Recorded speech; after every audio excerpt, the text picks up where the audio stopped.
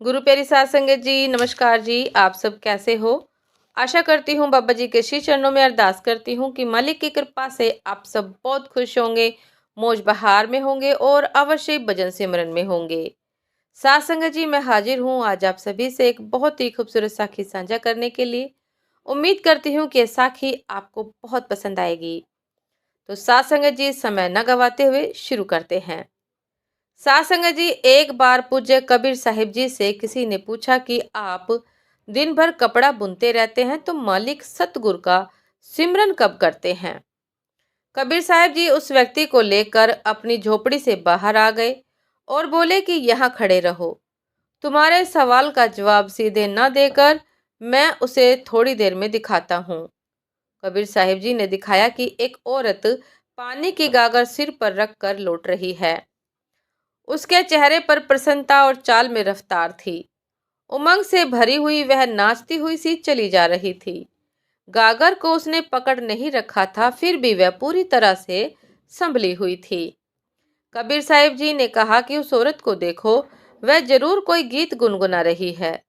शायद कोई प्रियजन घर आया होगा, वह प्यासा होगा, उसके लिए वह पानी लेकर जा रही है। मैं तुमसे जानना चाहता हूँ कि उसे गागर की याद होगी या नहीं। कबीर जी की बात सुनकर उस व्यक्ति ने जवाब दिया कि उसे गागर की याद नहीं होती तो महाराज अब तक तो उसकी गागर नीचे ही गिर चुकी होती। साध संगत जी, कबीर जी बोले कि सही कहा। यह साधारण सी औरत सिर पर गागर रखकर रास्ता पार करती है, मजे से गीत गाती है, फिर भी गागर का ख्याल उसके मन में बराबर बना हुआ है। और तुम मुझे इससे भी गया गुजरा समझते हो कि मैं कपड़ा बुनता हूँ और परमात्मा का स्मरण करने के लिए मुझे अलग से वक्त की जरूरत है। मेरी आत्मा हमेशा उसी में लगी रहती है। कपड़ा बुनने के काम में शरीर लगा रहता है भाई। मेरी आत्मा हर वक्त मालिक के चरणों में लीन रहती है। आत्मा हर समय प्रभु के चिंतन में डूबी रहती है। इसीलिए ये हाथ भी आनंद में होकर कपड़ा बुनते रहते हैं और इन कपड़ों को पहनने वाला भी सतगुरु के गुण गाता है। साध संगत जी, सुमरन की सुध यूं करो, ज्यों गागर पनिहार, होले होले सूरत में कहे कबीर विचार। साध संगत जी, ये थी आज की एक बहुत ही खूबसूरत साखी।